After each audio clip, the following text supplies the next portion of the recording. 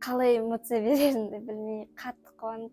1260 балл жинаған оқушымыз Ниш грант иегері. Асылым Нишкатста 25. Стадилайн курсын таңдадық. Қандай қиындықтар болды? Қиын болған пән жаратылыстану болды, дайындалған жоқпын. Бірақ ол Назарбаев мектебіне түсе алмады. Телефон шығып кететін.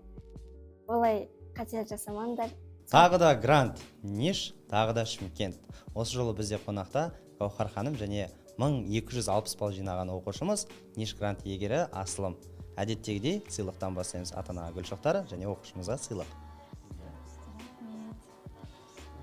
Жақсы, қош келдіңіздер. Гаухар ханым, Асылым, танысқаныма қуаныштымын. Өздеріңіз туралы таныстырып айта кетсеңіздер. Саламатсыздар ма, Стадилайн қызметкерлері? Бүгін бізді мына сұхбатқа шақырып отырғандарыңызға рахмет. Менің есімім Гаухар, Асылымның анасымын, Шымкент қаласының тұрғынымыз. Менің есімім Асылым, осы жылы Шымкент қаласындағы Назарбаев мектебінің ХБН бағытына тапсырып, 1200 балл жинап, грант иегері атандым. Гаухар ханым, мына Ниш туралы, дайындық туралы бір ауыз сөзіңізді айтсаңыз, өзіңіз ойларыңызды, қалай дайындалдыңыздар, қалай жеттіңіздер осындай жетістікке? Қызымда да, өзімде де осы Назарбаев зияткерлік мектебіне түсеміз деген үлкен үміт болды. Сол үшін де қызымды курсқа, онлайн курсқа да, офлайн курсқа да қатыстырдым. Онлайн курста Стадилайн курсын таңдадық. Мен бұл Стадилайнды инстаграмнан көріп қалдым. Инстаграмда мен қалдырған телефонына хабарластым. Үміт ханым маған толық мән-жайдың бәрін толық түсіндіріп берді. Мен көзім жетті, нақты жақсы курс болатынына. Дайындық барысында қандай қиындықтар болды, және де осы дайындық арқылы түсіп жатқан оқушылардың қатарынансыздар ғой енді. Сол көмектесу жағынан қаншалықты көмектесті деп ойлайсыз? Осы именно біздің формат емтиханда баланың грантқа түсуіне бір көмегін 0 мен 100-дің аралығында қаншалықты бағалайтын едіңіз? Енді курс болған екен, ол әрине балаға үлкен көмек көрсетеді. Оқушыларға ләжі болса кеш қалдырмай ертерек дайындаған дұрыс екен. Онлайн курстың бір пайдасы бұл үйде кешкі уақытта, қол бос кезінде еркін дайындалып, сабағының бәрін түсініп, видеосын көріп, тапсырмаларын орындап, және де бір менің сіздерге қуана айта кететінім, рахметім, Стадилайнның ұстаздарына рахмет айтқым келеді. Өйткені баланың жаңағы тапсырма орындауын, сабақ оқуын қатаң бақылап отырды және ата-анаменен жиі кері байланысқа шығып отырды. Сол жағынан мен үлкен рахметімді айтамын. Бізде карантин болды, онлайн дайындыққа деген көзқарас басқаша болды. Нәтиже шыға ма, шықпай ма, шынымен көп ойланады ғой ата-аналар. Онлайн ол оқиды, бала оқымайды, телефонда шұқыланып кетеді, ойнап кетеді деген сияқты. Жоқ, ата-аналар, дайындалсаңыздар, ертерек бастаңыздар деп айтамыз, потому что уақыт та оған қатты әсер етеді. Вот, солай ойланып жүрген қазіргі таңда, Нишқа түскісі келеді, бірақ ойланып жүр. Онлайн дайындық бастаймыз ба, бастамаймыз ба, оның көмегі тие ма, тимей ма деген сияқты. Сол ата-аналарға өзіңіздің опытыңызды бөлісіп, кеңесіңіз болса айтатын. Бізге мына карантин кезі үлкен кесірін тигізді, әсіресе білім жағынан үлкен кесір тигізді. Өйткені бір жылдан аса бала онлайнда отырып, толық білім ала алмады.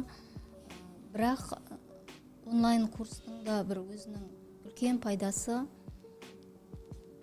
егерде ата-ана жағынан тарапынан, ата-ананың тарапынан жаңағы баланы қадағалау болып тұрса, онда онлайн курс пайдасы өте көп. Мен ата-аналарға айтар едім, балдарыңызды кеш қалдырмай, мүмкіндігінше ертерек осындай курстарға жаздырып, сабақтарын қадағалап, баламен бірге оқып, осындай үлкен биік жетістікке жете аласыздар деп айтар едім. Рахмет көп. Құрметті ата-аналар, өздеріңіз көріп тұрғандай, Гаухар апайдың өзі айтып тұрғандай, бұл дайындықты ертерек бастаған жөн. Яғни бұл дайындықтан нәтиже шығару үшін ата-ана тарапынан да бағынандай ответственность болу керек. Егер сіз Гаухар ханымның жолын қуалап, Ниш мектебіне түсем деген ниеттеріңіз бар болатын болса, тура осы видеоның астына дайындық сөзін жазып кетіңіздер.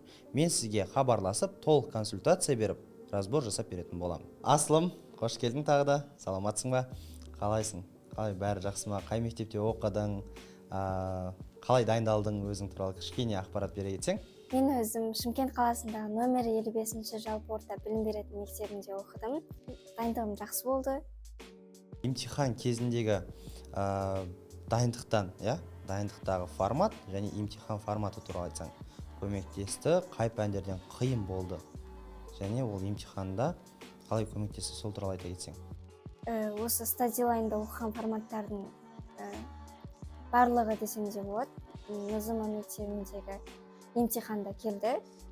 Маған қиын болған пән жаратылыстану болды, өйткені мен оған қатты дайындалған жоқпын. Ниш мектебіне түсіп 1260 балл жинадым дегенді көрген кезде, қаншасыншы орын еді сенде? 27-ші орын, 27-ші орынды көрген кезде қандай ойда болдың? Андай қалай эмоция берерімді білмей қатты қуанып. Ол кезде мама мектепте болған, мен сабаққа дайындалып үйде жүргем. Жанында әкем болған, сөйтіп туысқандар жатына мама қуанып жазады. Асылым нишқа түсті 25-ші орын деп. Сенбеймін ғой мен сонша жинағаныма ше. Сөйтіп папаға жүгіріп барып қуанып айтып, мектепке дереу барып жылап мамамен құшақтасып. Эмоция керемет болды. Жаңа айтып жатсың, бір мектептен бірнеше оқушы тапсырдық, Сен бірге офлайн дайындалған да оқушылар болды дедің. Бірақ мектебінен неше бала түсті? Сол туралы айта кетсең. Мен мектебімде барлығы 44 оқушы Назарбаев мектебіне тапсырды. Олардың арасында мен ғана Назарбаев мектебіне түстім. Офлайн дайындыққа бірге барған құрбыларың болды ма? Немесе біздің стадилайнмен бірге дайындалған құрбыларың болды ма? Сол туралы айта кетсең. Менің бір жан құрбым болды. Ол екеуміз бірге офлайн курсына бірге барып жүрдік. Екеуміздің деңгейіміз де оқу үлгеріміз де бірдей болды. Бірақ ол Назарбаев мектебіне түсе алмады. Бізде дайындалды ма? Жоқ. Получается, бірге офлайн бастадыңдар, бірге оқыдыңдар, бірақ онлайнды бізде сен оқыдың, басқалар онлайн оқыды, бірақ 44 оқушының ішінде жалғыз өзіңсің, Керемет. Камераға қарап отырып, алда өзің сияқты кейінгі іні, сіңлі буындарыңа қандай кеңес беретінен, қалай дайындалсын деп, өзің опытымен бөлісіп, бір ауыз сөзіңді айтсаң. Егер Назарбаев мектебіне және басқа да мықты мектептерге түскілерің келсе, қазірден дайындықты бастаңдар, ешқашан кейінге қалдырмаңдар, және сабаққа жауапкершілікпен қараңдар. Кейбір кездер болды, телефон шығып кететін. Олай қате жасамаңдар, сабаққа қатты көңіл бөліп, өздерің қате кеткен жерлерің болса, соны қайтадан шығарып көріп. Құрметті ата-аналар, оқушылар, көріп тұрсыздар ғой. Дәл осы Асылым сияқты 1260 балл жинап, Ниш мектептерінің грант иегері болуларыңыз келсе, тағы да қайталап айтамыз. Дайындықты кейінге қалдырмаңыздар. Бұл өте маңызды.